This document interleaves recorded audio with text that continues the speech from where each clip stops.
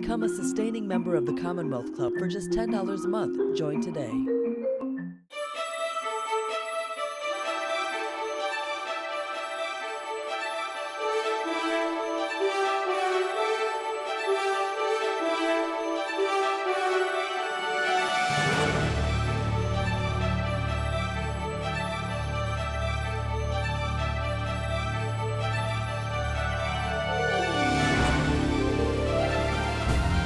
It is now my pleasure to introduce Dr. Adam Gazzaley. Adam Gazzaley, MD, PhD, is the David Dolby Distinguished Professor of Neurology, Physiology, and Psychiatry at the UCSF and founder and executive director of Neuroscape at UCSF. Dr. Gazzaley is co-founder and chief science advisor to Akili Interactive, ZenSync, and Jazz Venture Partners.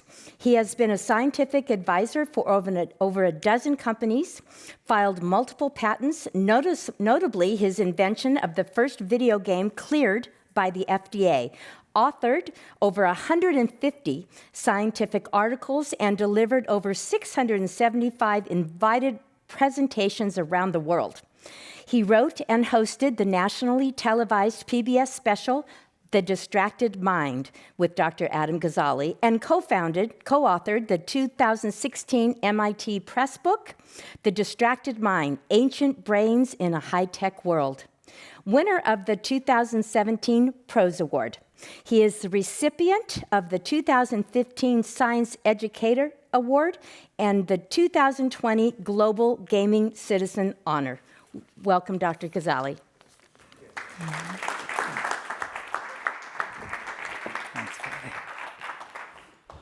Thank you, everyone, for being here. This is quite surreal for me right now, I have to say. It's been a year and a half since I've stood on a stage and looked at people's faces as opposed to staring at myself on Zoom. So it's quite nice. Thanks for being here, being the audience, and thanks for those of you that are online.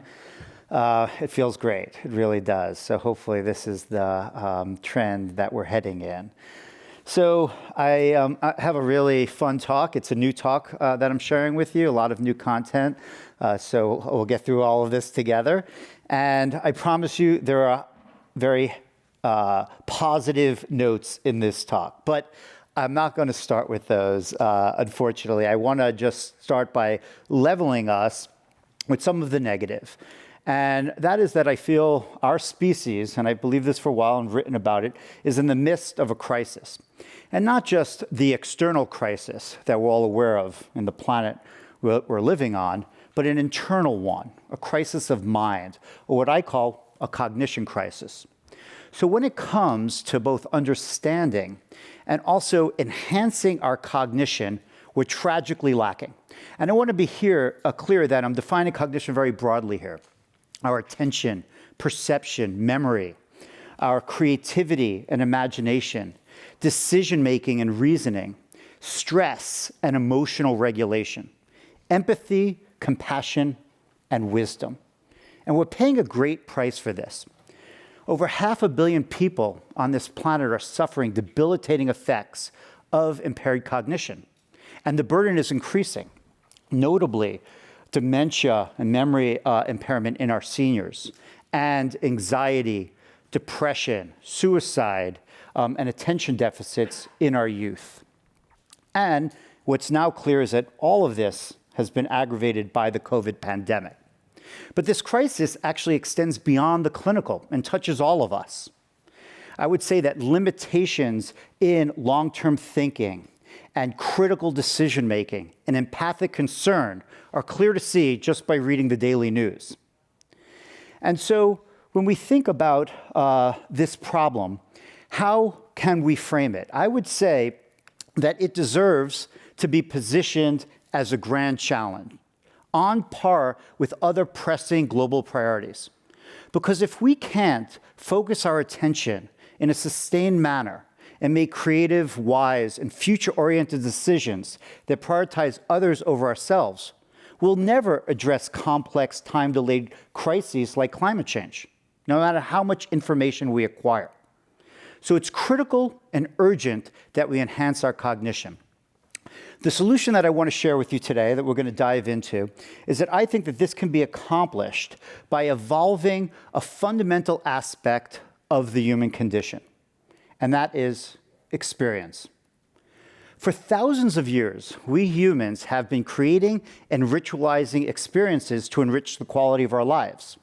So art, music, dance, sports, games, all of these designed and striving to entertain and connect actually has unleashed the power of experience to enhance our minds in countless ways.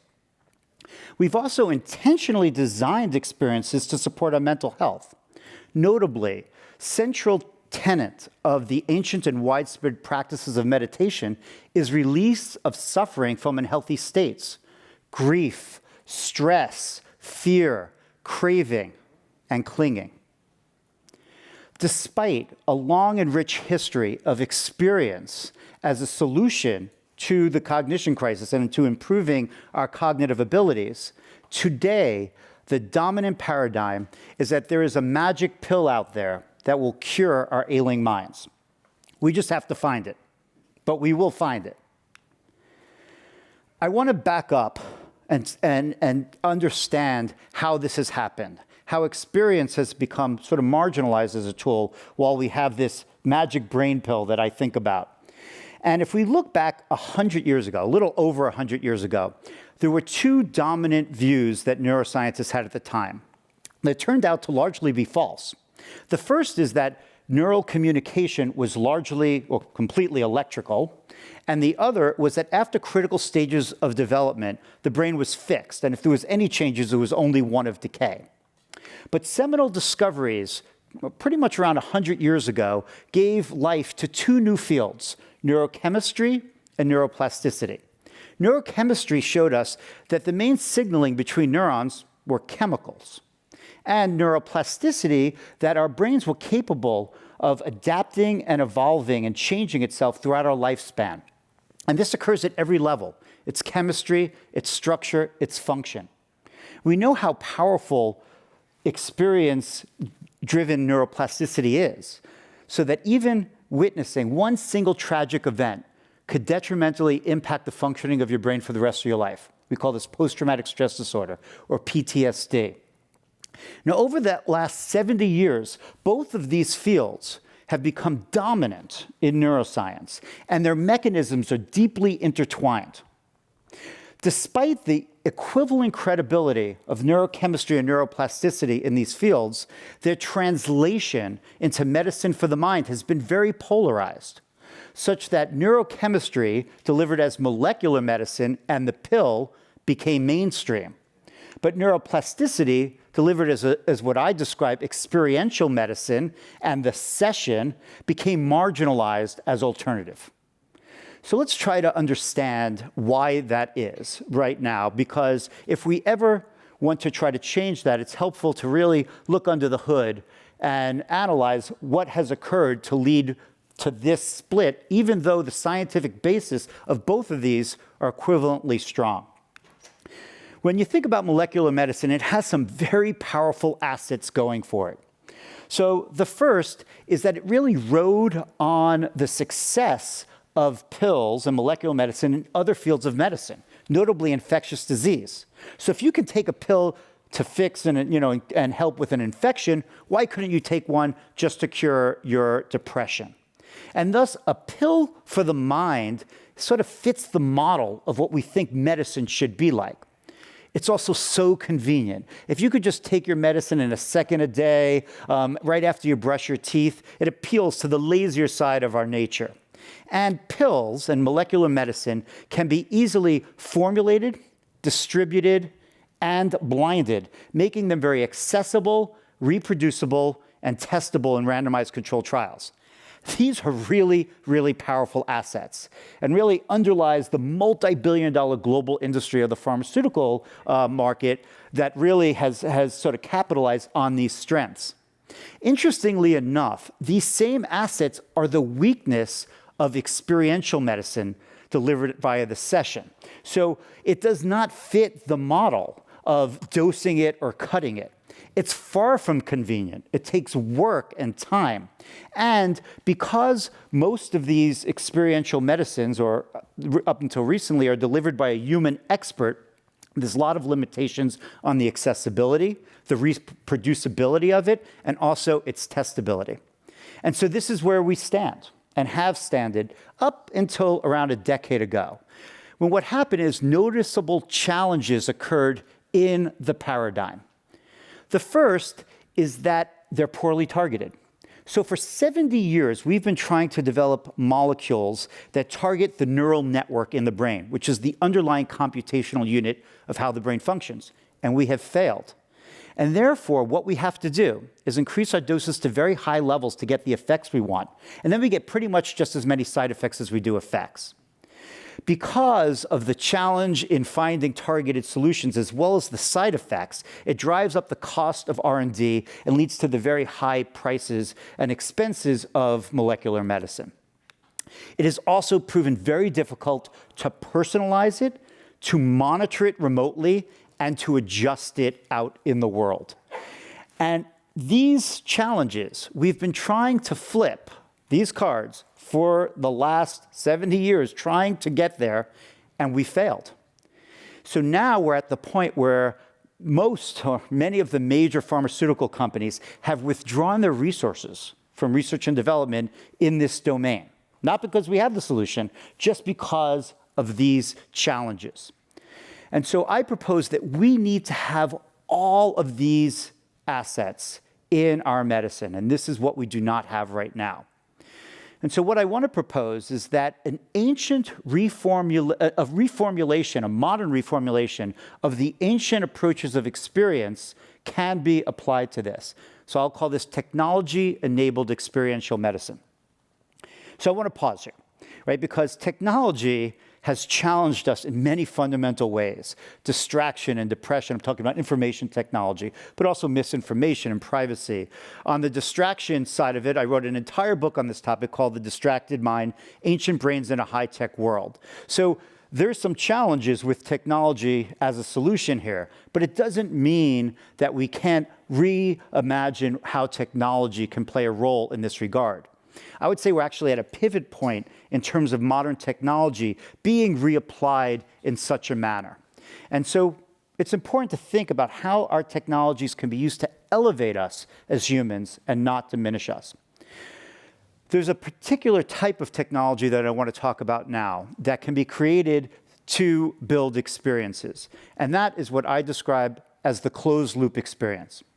Simply put, a closed-loop experience is one in which the stimuli and the challenges that you're receiving is personalized to you based upon your state in the moment. I'm going to break that down so it's really clear, because it's probably one of the most important points that I want to make today.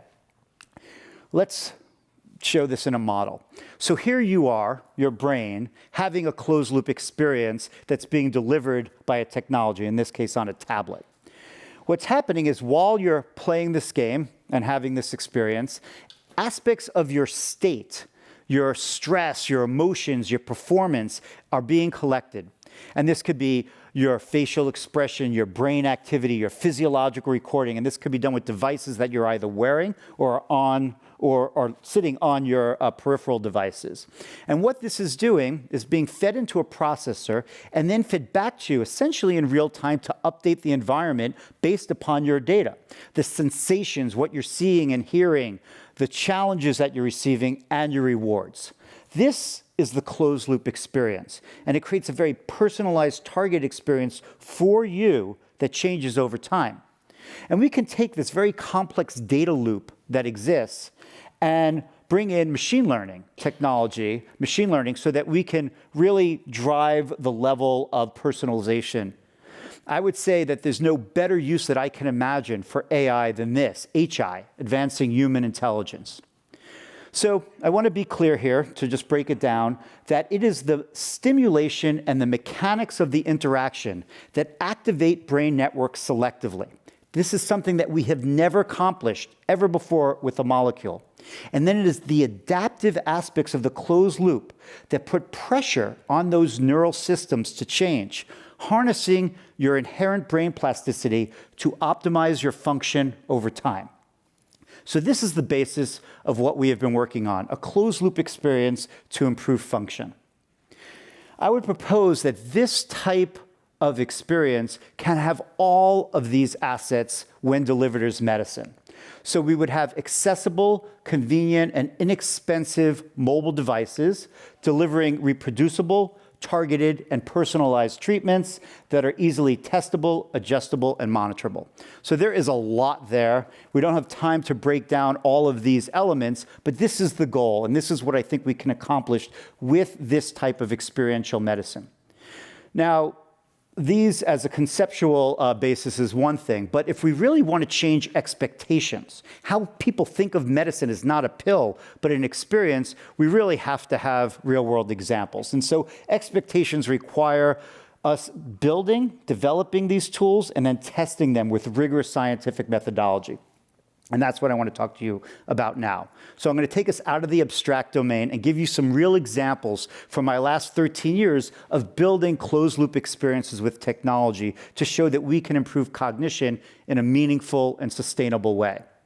So I'm going to slide back now. It began in 2008. So years are going by at my lab at the University of California. And I think it was a little disorienting to my colleagues at the time when at that point, I'd been in neuroscience for 20 years. And I reached out to friends of mine at LucasArts, and we built a video game that I designed and they helped develop. We call that game NeuroRacer. And the game was designed based upon our work in our cognitive neuroscience laboratory, and it was meant to improve attention. And our first target were seniors, so healthy individuals over 60 years old. How NeuroRacer works is that you play this game and you have two simultaneous challenges, which is very hard for your brain to do, that are rewarded only when you get better at both of them. And while you're doing that, we're distracting you. And so the idea is it's a very high-level interference resolution task for your brain to engage in, like the most challenging personal trainer you could ever find, putting pressure on these brain systems. Why a game? I felt strongly from the very beginning that games are a special type of experience, and the enjoyment and immersiveness that you can have with play would lead to deep engagement in the moment, which is necessary to harness the brain's plasticity, and then also better compliance with this treatment over time. And so we built this game. It took us several years. We did 3 years of research, and we published it in 2013 in this journal, Nature. The cover of the journal, really exciting moment for us after 5 years of work on this. And what we showed is that the older adults in this study not only got better at the game, but we also improved their sustained attention and their memory on a different set of tasks and against control groups. And I won't break down every element of this paper, but we also showed that some of these benefits lasted 6 months later, and we recently published a paper even showing benefits 6 years later, which is sort of mind-boggling since this was only a month of gameplay. We also recorded neural activity during gameplay to understand the mechanisms of what was changing in the brain, showing that it was really relying on changes in communication between the prefrontal cortex, the most evolved part of our brain, and the rest of the brain, strengthening those and even making those networks look like 20-year-olds. And so that is the story behind NeuroRacer. Now, this led to my laboratory to evolve into a center called Neuroscape. And you could see some pictures of the laboratories here. We've really designed very unique types of labs to integrate interactive media and neuroscience methodology. You could see the control room in some of our labs right here. And over the years, over the last 7 years now, we've built multiple closed-loop video games to advance this concept of experiential medicine. So what we do here is we integrate the principles of the closed loop, adaptive challenges and rewards, with real-world experiential treatments, rhythm, music, dance, meditation, mindfulness, physical fitness, and then deliver them with fun and engaging game mechanics. And so that's what we've been building. You could see some pictures of those here. It takes us on average 2 years to build each one of our games. And they all collect different types of data to drive the closed loop and are presented on all different devices. You could see from virtual reality to large-scale screen presentations and motion capture. After we finish developing these games, we do deep dive, double-blind, randomized controlled trial research, basically looking at every possible metric that can change by this type of treatment. And this is what our study designs often look like. I just want to talk about one particular study, is Metatrain. This is a video game that we developed with help of a friend of ours, Jack Cornfield, an expert in the field. And Metatrain takes those principles of closed loop, but couples it with concentrative meditation and focus on breath. And what we've now shown here in a whole series of papers is that even 6 weeks of engagement in Metatrain leads to improvement in sustained attention in 20-year-olds, in adolescents that have adverse life effects. This was a really fascinating study that we did in India with foster care children, and now in seniors. We've taken this further, and just recently, this is unpublished data that I'm sharing with you, showed that it doesn't just improve attention, but also improves stress reactivity. So exciting to see a very, very different type of game and interaction than what we had in NeuroRacer. This is a game that you play with your eyes closed, and it's all internal. So it could really change how you think about games when you realize how varied the type of interactivity can be. Just to mention, we finished 3 other randomized controlled trials in older adults with our game's Body Brain Trainer, which integrates physical and cognitive challenges. So this is a motion capture game, and we integrate these challenges with multiple closed loops so that you're challenging both your body and your mind at the same time. Rhythmicity is a game that challenges you rhythmically based on your accuracy and your consistency of your rhythmic abilities, because we believe one of the fundamental principles of brain function is rhythm, and it will lead to multiple improvements in cognition. We're actually publishing a paper showing that rhythm improves working memory in older adults. And then Labyrinth is a virtual reality game where you navigate 3D environments, and the neighborhoods that you're searching for your clues in get increasingly difficult as you get better at navigating. So again, a closed loop game. We just published a paper in older adults showing an improvement in their memory abilities outside of navigation, and there's really almost no examples of that with any other intervention. So we're really excited about what we just found with Labyrinth. We use closed-loop methodology beyond therapeutics to also build diagnostic tools. So this is a diagnostic that we built called Adaptive Cognitive Evaluation, or ACE. We use this in lots of ways, but I want to show you a unique one. We've done a study with 1,200 middle school children to look at the relationship between cognitive abilities and school performance, and showed that sustained attention really relates very directly to things like reading and math performance. Now that might seem obvious to you, but there's a massive disconnect between cognition and the education performance metrics that we use, and we're trying to change that so that we can use these tools to have actionable measures of the different aspects of cognition that we need to improve. So you can imagine using a tool like this and then going home as a child at the end of the day and playing a video game that targets those weaknesses so that you can reach your maximal potential. We also develop lots of technologies to record brain activity and other aspects of physiology in real time. This is one of our technologies called the Glass Brain. It's actually my brain that is showing real-time activity while I'm playing one of our games. It's a combination of MRI and EEG. And we've advanced this over the last several years for a program that we call multimodal biosensing. And what this does is not just collect brain activity, but also looks at other physiological measures from your periphery. So your heart rate, your respiration, how your skin conductivity changes, eye movements, and all of this data is now being integrated. Our goal is to be able to capture the state of a person in real time so that we can peer inside what's frequently the black box and use that data actionably to drive closed-loop systems. So this is the direction that we're heading in. Another program that we're engaged in is using the multimodal biosensing to drive the interactivity that you have on a closed-loop video game. So it's not just driven by performance. We had our first publication recently showing that neural data fed into the game can increase the outcomes that we're seeing. We also have a program using non-invasive brain stimulation. This will sound a little science fiction-y to some of you, where we could stimulate the brain electrically during gameplay and show that we can accelerate learning. We have several papers in this over the last couple of years. And our goal now is to use real-time data so that the brain stimulation, the parameters of it, is personalized to your brain and how it's changing over time. So now let's move to the real world from the laboratory.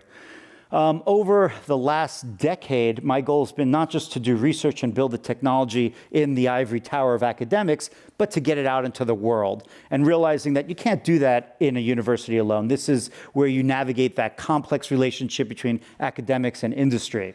And so I co-founded a company called Akili pretty much a decade ago.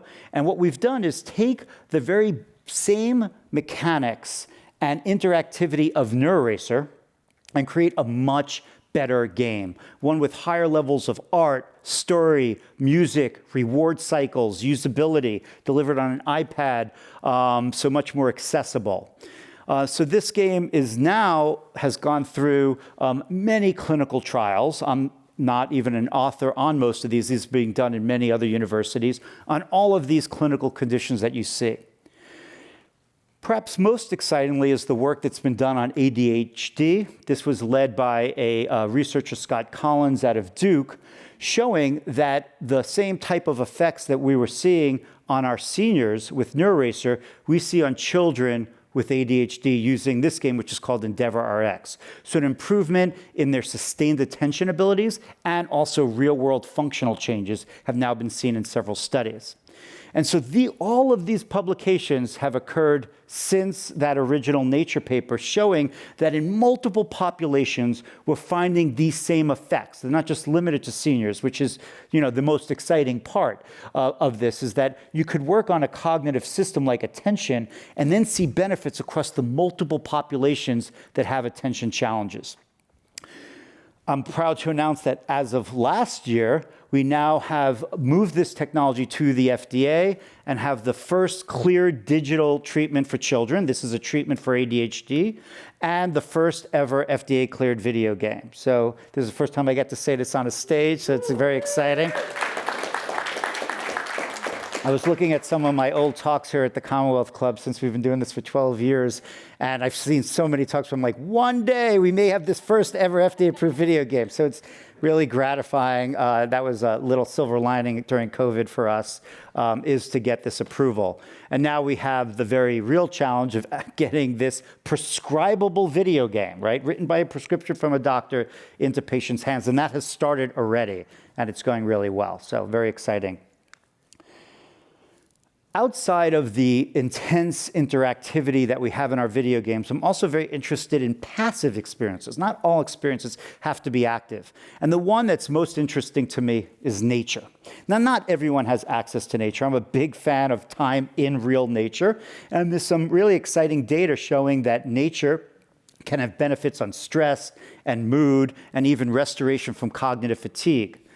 I started asking the question, how might we use digital technologies to deliver nature experiences, even potentially in a closed loop? And realized that despite virtual reality being a head-mounted display, maybe headphone, we really weren't delivering an immersive enough experience, because we weren't achieving the highest level of what's known as sensory synchronization. So sensory synchronization is when you receive simultaneous stimulation across all of your senses. And in neuroscience, the process that this underlies is called multisensory integration. And it leads to this phenomenon known as the unity effect that lets you see full constructs of places and people and creates essentially the construct of reality. We didn't really have a technology to do that, which I thought would be critical for a nature experience to have a positive benefit outside of real-world nature. And so I co-founded another company called SenSync to build this device, which we call a sensory immersion vessel. So you could think of this as almost the opposite of a sensory deprivation tank. I really don't like calling it a pod. I think of it as a vessel. It's a vehicle for your mind. And up until COVID, this was actually sitting at a Four Seasons in Hawaii, serving as a spa treatment, a relaxation and restoration treatment, which was our first use of this sort of as a test case. So to break down what is going on inside this device, it's stimulation across what you see, hear, smell, and feel. You can see some of those details. coupled with real-time physiology that creates a very powerful closed-loop nature experience. So this is, sort of the first of its kind, trying to advance this idea of full sensory immersion driven by physiology. So another type of closed-loop experience. I think that by coupling this type of hardware with closed-loop video games, we could wind up with the real ultimate delivery system of experiential medicine. But this is work that still needs to be done. I also think this is a good point to talk about molecular medicine and what it might mean to integrate it with these other type of experiential systems. I hypothesize that by combining them, we could lower the doses of our molecules such that we minimize side effects and maybe wind up with better benefits than we could with either of these together. So this is an area of future research. In thinking about what molecule we do, what we use in this type of approach, I became very interested in a particular type of molecule that underlies psychedelic compounds. And I think that these would be an ideal one to couple with these type of tools, these technology tools that we've been talking about. And why is that? Well, if you've been following the news, over the last decade, we have a reemergence of research on psychedelics showing benefits across numerous conditions, notably PTSD, depression, and addiction. But when you read these papers and talk to the practitioners, what we find is that it's not just drug leads to effect, it's that drug leads to experience, leads to effect. And the nature of the experience occurs before, during, and after the psychedelic treatment, what's known in the field as setting, and integration. And it was the realization of the role of experience in these treatments that led me to appreciate that psychedelic compounds, when delivered for therapeutic purposes, are really experiential medicine also. They may be molecularly initiated, but the effects that we're seeing are driven through the experience itself, creating a fascinating question of how you might merge these together. And so, during COVID, we announced a new division at Neuroscape, a psychedelic division that will be led by Robin Carhart-Harris, who's a world leader in the psychedelic field. He actually just arrived here in San Francisco last week. And we want to address some really interesting and unexplored areas. The first is recording of state in real time during a psychedelic treatment using multimodal biosensing. So you might not know the exact content of someone's thoughts, but to be able to see their level of stress, the emotional valence, their level of arousal and attention is all possible with the tools that we've been developing for many years. We can also start changing the environment, which is something that we've essentially been doing, minus the psychedelics, also for the last decade. Not just in terms of what you hear, which is how most clinical studies with psychedelics are performed today. You usually listen to music with eyes closed. But what is the role of what you see, the visual system? How about smell and tactile information, touch? Really unexplored in the research domain. And once we put these together, and we could see inside the black box someone's experience and see how these different stimuli can change the peak experience and lead to better outcomes, we create the first ever closed-loop psychedelic treatments. And so this is something that we're very excited about in bringing this field and coupling it with a lot of the work we've been doing with technology-enabled experiential medicine. And so just imagine the potential of integrating these tools to address the cognition crisis. I think that there is a lot of work to be done, but also a lot of reason to be optimistic. And I would just say that I think that we can do better. I truly do, and that we need to do better. And I'd like to thank you for your attention.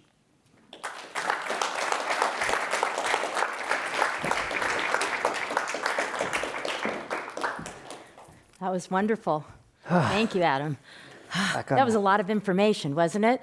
So I took some notes. Well, I left this with a lot of time, right? So. No, we did good. Good, perfect. That was the goal. I have questions from the audience, and they will continue to come in and will be fed to me if they come in from the people listening at home. But starting from the end, with the microdosing of the psychedelics, doesn't it have something to do with your Sherpa? what do you call the people who are there with you in the the rooms? Shamans, or a guide Yes, to help guides. you. Does that person and that person's experience affect people and their journey while they are on Yeah. psychedelics? Is that a training situation? Yeah.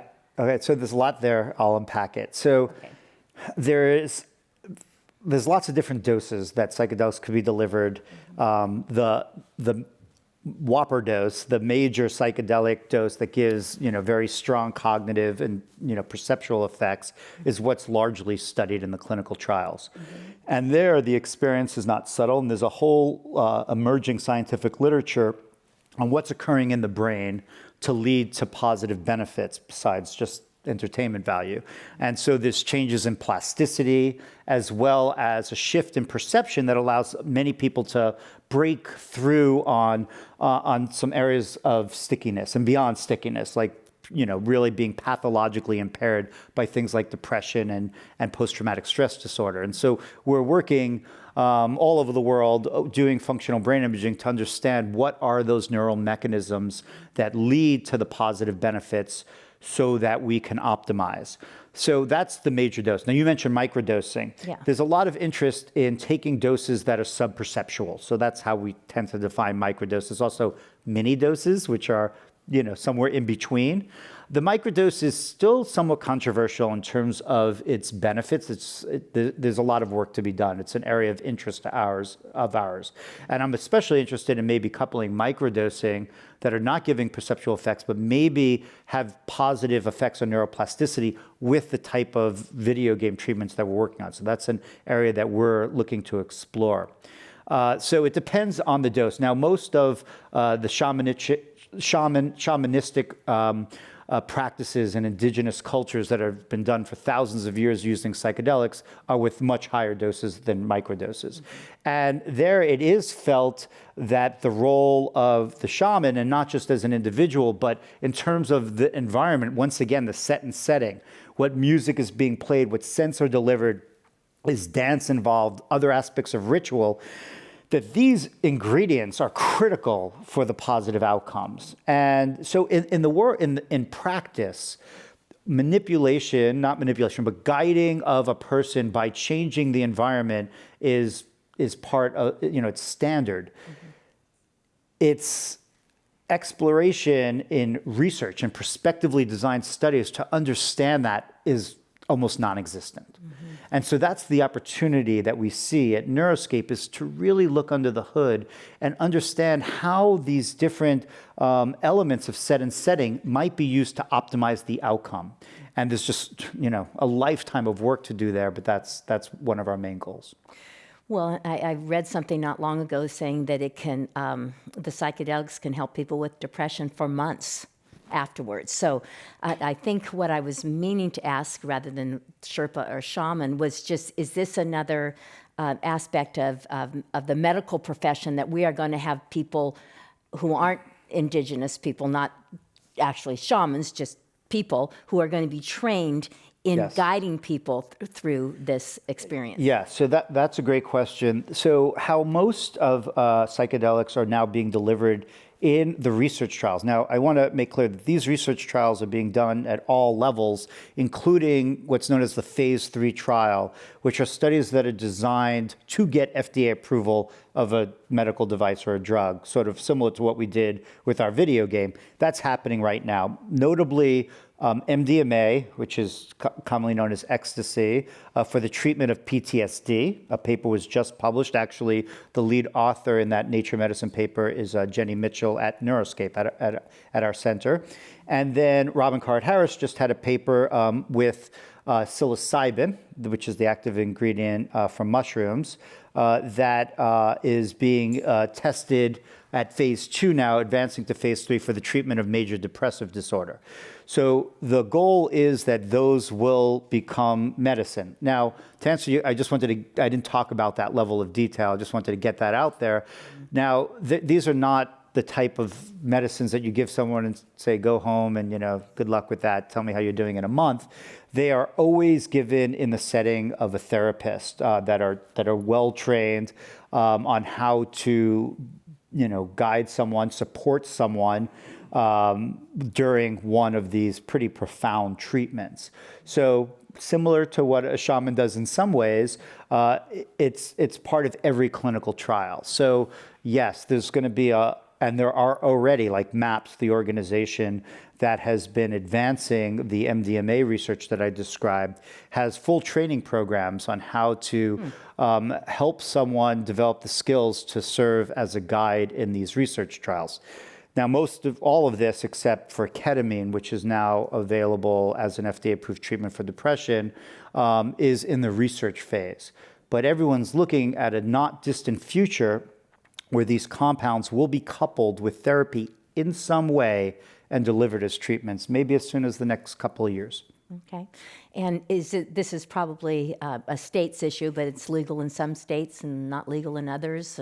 So it's just starting, right? We have decriminalization in Oakland, but Oregon is passing a legalization of psilocybin.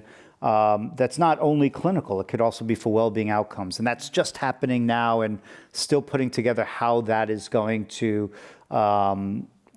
be delivered in a safe and effective way. But yeah, it's really exciting. I mean, Early days. Early days. Okay. Now, shifting back a little bit in your presentation to ADHD and your work with children and assisting them. But, there's a lot of adults who have ADHD as well, many. Yes.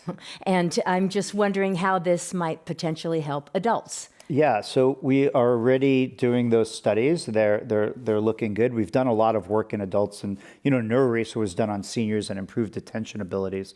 How it works with the FDA is that these phase 3 trials are pre-submitted. It takes years. It's a very, very in-depth process. It takes years to do the study and then years to work through the FDA review process. All that happened for this treatment. And the study, that particular study was on children 8 to 12 years old, and that is what our approval's for.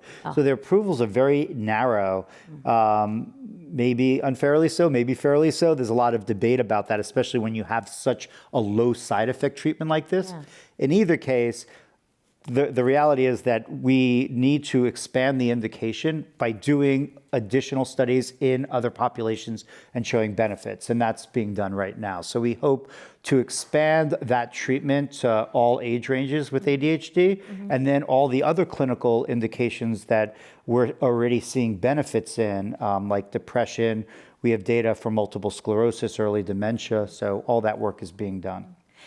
And I think you touched on this a little bit, but if you would bring it, talk about it a little bit more, and that is adults and children's attention spans, which are practically nil at this point. I heard somebody say not long ago, we have less of an attention span than a goldfish at this particular juncture in time. And I read something, it was a Yale professor, I think, that said his attention span he's an English professor, and he's having a hard time reading some of these slow books that he loves because his attention span has been so lacking.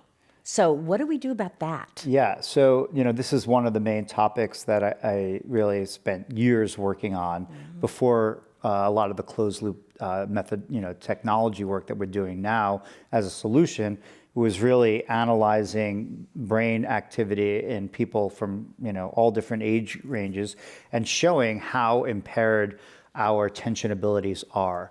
And I believe there's a fair case that we make in a book, Larry Rosen, my co-author, and I, that technology has really aggravated this problem, especially in children. So we need approaches to help improve attention, and that's really what started this whole journey for me into experiential medicine and closed-loop technologies, because we don't have a good set of molecular tools to do it, right? Adderall as a treatment and stimulants, especially in children, I think are really problematic from lots of points of view.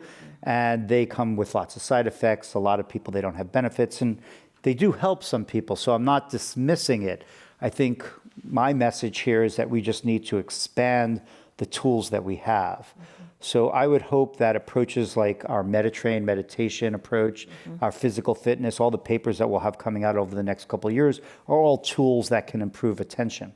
And also, this is a good time for me to make clear that I don't only believe that technology-enabled solutions are the way to go. I think that for some people, they're going to be really appropriate. They're very accessible. There are places in the world where it's hard to get doctors or teachers in there, but people are walking around with mobile phones, connected to the internet. So I think it's a really powerful use of technology to do good, but being in the real world and in nature and engaging with other people and having physical fitness is critical. So it's not meant to be a replacement. Most of our treatments are just 30 minutes a day or less. So they're meant to be time-limited ways of optimizing performance. Okay. Someone asked if there was what are the risks of I'm sorry, I have sometimes a hard time reading people's handwriting. What are the risks of data collected in closed loops? There's a word I can't read, sorry. What are about the risks of data collected in closed loop experiences? Yeah, that's a good question. A lot of people, and it's a longer discussion about why take a video game through the FDA pathway and not just put it out there, and lots of reasons for that.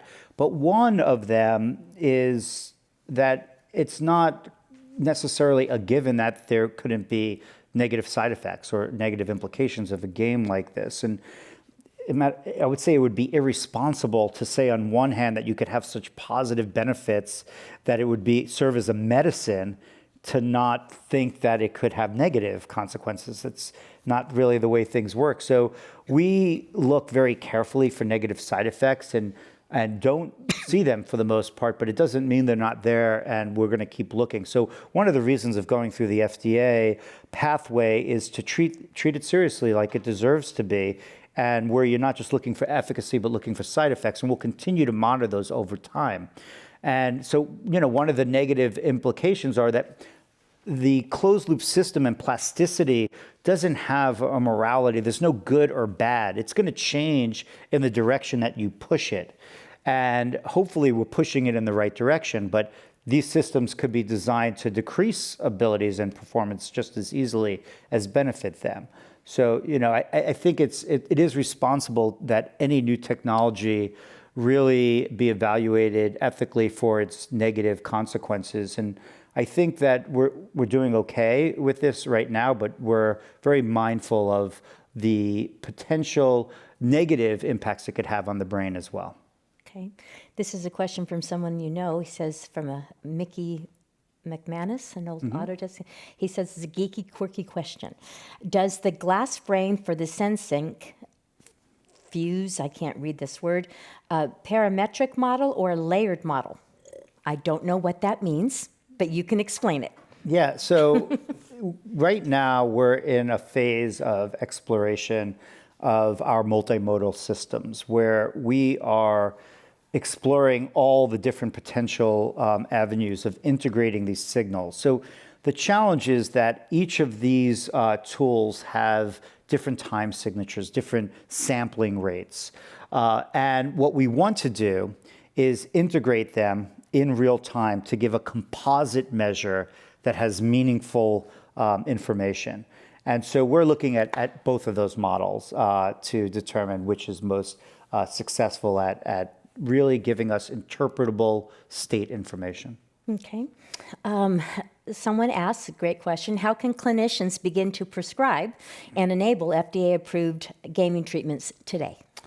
Yeah, so Achilles Game is available for children with ADHD. It's prescribable by a doctor. You could go onto the website. For that age group? For that age group. Okay. I mean, doctors do prescribe out of indication, but our goal is to just expand the indication. But going online as a physician, you'll find all the information to prescribe that to children with ADHD. Okay. Do you think that the play attention can be of benefit for executive function? That those Yeah. what? Do you think that play attention can be of benefit for executive function? Play attention, how long you play, how long you, I'm guessing, is that someone in the room here that asked that question? No, someone online. So I guess we don't know what that question actually means. Yeah, I can make it up, but that's I'll all right. Well, we okay. Someone wants to know how their child can potentially be involved with clinical trials. Yeah, so clinicaltrials.gov has all the studies going on around the world, the limitation of a lot of trials are that they are done near medical centers. And so if you happen to live in San Francisco, we have lots of great centers here, or Baltimore, Johns Hopkins, but there's lots of people that don't live near medical centers or live 5 hours away. And that is a limitation and of the studies in terms of diversity and also people that want to participate. We are, over the last 4 years, we've been developing a system, a new technology at Neuroscape called Nexus, and its goal is to be able to do large-scale, fully remote randomized controlled trials, which are not really done currently. And the goal is that someone living anywhere, and hopefully anywhere in the world, can participate in a trial. This is really difficult to do with molecular treatments and if there's side effect risks, but with a video game that can be downloaded to your own device, it's possible. And we're just about ready to launch Nexus now. It's like the most COVID appropriate technology. Yeah. We started it before COVID. I wish it was done last year, but this will allow us to do research even if our labs are closed, which has occurred. They're open now, but they're moving slowly, as you can imagine. And if you go on Neuroscape, our website, and sign up for our mailing list, we'll announce our trials there. So anyone could be in our studies very soon. Hopefully next year we'll start enrolling on multiple trials where whether or not you live in San Francisco, you could participate. Awesome. Now, this question came in early, and I think you answered it. It says that he or she wants to know what company makes these games, and that's Akili, correct? Mm-hmm. Okay. Also, somebody just curious as to why does it take 2 years to make a game? Well, games, even entertainment games, take a long time, more than 2 years often. So games are hard to do well. It's really easy to make a bad game, but making a great game is really difficult, and the bar is really high for good games right now, especially for kids. But our games are not really necessarily driven to the highest entertainment level, although we do want them fun and engaging. But the closed loop systems that we use are quite complicated, especially when you start having multiple closed loops. So when you're using different data streams to update different aspects of reward and challenge, they often interact with each other in very unpredictable ways. It's sort of hard to describe all this, but essentially why it takes so long is that we build and then we test and then we update and then we test again. And so some of it you can do by planning, and a lot of it you have to do just by research and development, and it just takes a long time. Okay. Okay, I'm going to do my best with this. Will you use autobiographical information from participants during treatments, or is that a scalability challenge? Do you foresee including interception as well? I don't know if that says interception as well, so maybe we'll skip that part of the question. Yeah, so in the first part, yes. So remember, the goal here is personalized and precisely targeted treatments. That's what we don't have right now. And that's what I think, hopefully we're convincing the world that technology-enabled experiential treatments give us the value, give us that value. Now, there's lots of different ways of personalizing. One way is through the closed-loop system. Another is to gather a lot of information about a person that we just met so that we can start the treatment in a much more optimal way for them. And so the future that we envision will involve someone having a very deep dive assessment that will involve all sorts of aspects of their physiology, their function, genetics, other aspects of the autobiographical past that will then be used to give them the right set of games and starting conditions so that they're starting close to where they need. And then, of course, the games will adapt and adjust as they go along. And a lot of this will involve predictive modeling, which is a big part of our research now. So it's the future, but it is a future that we're working towards, is to have better predictive ability of what type of treatment is appropriate for you to start on. Right now, we don't do that very much, right? We're like, okay, we're gonna start with this one, see how you do. If it doesn't work, we'll switch over. We think we could do a lot better than that. Okay. Experiential medicine are how we eat, diet, and exercise non-brain examples of experiential medicine for the body, excluding the brain and cognition? I think I can answer that. Okay. So, first of all, I'll answer it in a couple ways. Experiential medicine's been around a long time. That's why I call this talk a new era of experiential medicine, right? And even talking about the ancient practices of meditation and mindfulness. And in the cardiac field, cardiac health, although you might get a beta blocker and a statin, you're often going to get a recommendation of physical fitness and other nutritional changes and lifestyle, what's often called lifestyle treatments. Those are experiences. And so experiential medicine exists beyond the brain, but for other aspects of the body. But I don't like putting the body here and the brain here, right? They're interactive systems, and many of the things that are good for your body, like physical fitness, are good for your brain. Your brain is part of your body. So I wouldn't want to separate them, but I would say, yes, there's experiential medicine that exists and can also be delivered technologically for repair or medical treatments for aspects of your body that are not your brain. Okay. I was just going to ask something else, but I'll read this one because it just went out of my head quickly there. What do you perceive are your greatest obstacles to make this process a reality to the millions who are suffering?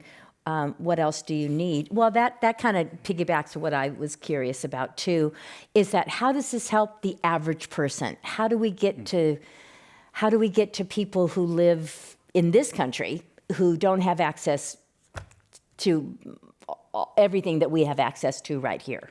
Yeah, so I think there's lots of ways of answering that question. I'm not sure its intentions. How do you perceive your it's greatest really obstacles? I heard a question there of Yeah. scale, right? Yeah. How do you reach scale, right? Yeah. I started this talk by saying 500 million people around the world are suffering these debilitating effects of impaired cognition, which is true. Depression, anxiety, dementia, attention deficits. That's what the numbers are made up of.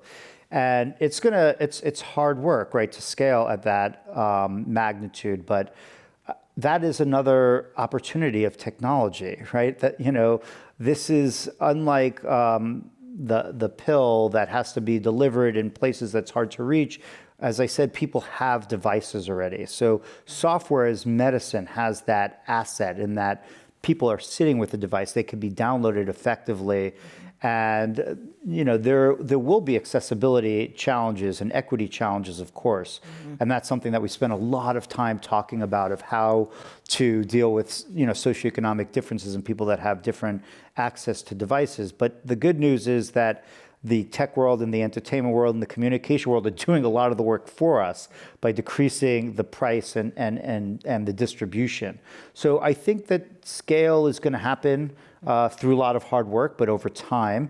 And hopefully, and we're seeing the signs, it's not just Akili and what we're doing at Neuroscape. There are many, many other academic groups and companies that are working on this in all different ways. It doesn't have to be game. There's companies like Paratherapeutics that are delivering cognitive behavioral therapy as prescription, digital therapeutics. So there's, it takes a village, right? Yeah. We need not just a company or two. We need the type of force like the pharmaceutical world has now, where you have multi-billion-dollar industry around the world. I think is going to be required to really reach scale. And then, of course, there is the equity issues that we are thinking about. And I think that we can do better than is done right now in the pharmaceutical industry. I think we can do better on affordability.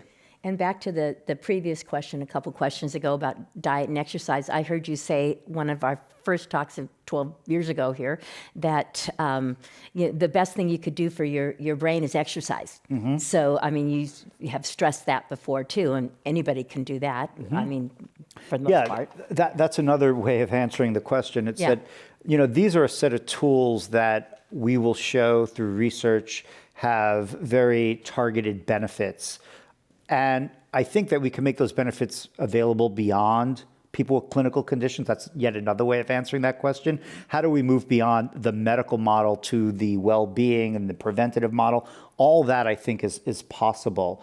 But there's a lot that can be done without technology-enabled experiential medicines. You could have real-world experiential medicine. You could go to a meditation retreat. If you have access to that, you could have physical fitness and games and play without technology. So there's a lot that you can do to have the benefits of these type of approaches if they're not accessible to you. Yeah. This question is, well, it's two-part question, but can adults be prescribed these games?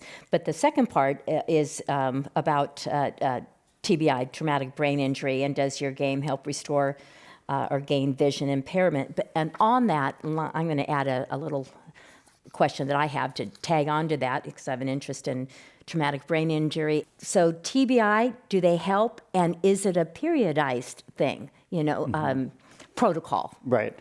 I would say there is a really strong hypothesis that these types of treatments, plasticity-driven, interactive experiences, would have benefits in TBI. It's a great population to study. I can't speak specifically about it because we have not done TBI studies. I mean, think about how many populations we're talking about. Oh my goodness. But there's a lot of groups that are working on TBI, and it's probably something that we will work at some time. And how it would be delivered is still a big question mark. I think that the optimal approach is to deliver, stop, assess if it's still needed, and then reapply. And my goal is not to create another chronic treatment. I like thinking about these as more time limited and that they're driven by data, not that you just play this game for the rest of your life. You should play it when needed, and that should be a data-driven decision. Okay. That's all I have a couple questions myself. One of them is kind of bizarre, so bear with me here. Fair enough. They say our gut is our second brain. Lots of connection to our actual brain. Have you thought or interested in, or somebody working on the brain versus the gut connection in real time? I think it's a great question. It's not in our research scope right now, but the microbiome and its interaction with the brain and behavior is super interesting. Really interesting. Okay, well, we'll check back on that later. Yeah. And then you mentioned earlier in your talk about telomeres. Yeah. And I think when you were talking about that, we were talking about the meditation aspect of what you do. Yep. And telomeres, Dr. Elizabeth Blackburn, correct? She won the Nobel Prize for her work on that with Alyssa Epple from UCSF. Yep. And those are our collaborators on that study. Oh, you were? Yeah. Oh, I did not remember that. Yeah, Sorry. I don't think I said guess that. you can't remember everything. Yeah. But anyway, so telomeres, so explain for those people who don't know what telomeres are and how that, meditation affects telomere length, and then tie it into your games. Yeah, so telomeres are used as like a cellular marker of aging. They're the caps on the ends of the genes that sort of protect it. And telomere lengthening is a sign of healthy aging. And a lot of the work that Alyssa Epple and others at UCSF have been doing are showing that stress reduction could actually aid that. We just recently found, this is unpublished data, that our MetaTrain game, in addition to showing physiologically improved stress reactivity in seniors, also has telomere lengthening effects, which is pretty amazing. And sort of mind-blowing. And we're writing that paper up now. Oh, my goodness. Yeah. You've been busy during COVID. Yeah, well, I have lots of time. Well, I believe that is all the time we have. So our great thanks to Dr. Adam Gazzaley for your comments here today, as well as to those listening to this recording and virtually. This program and more like it will be soon posted on the club's website. Website is www.commonwealthclub.org. And now this meeting of the Commonwealth Club of California commemorating its 118th year of enlightened discussion is adjourned. Thank you, Adam Gazzaley.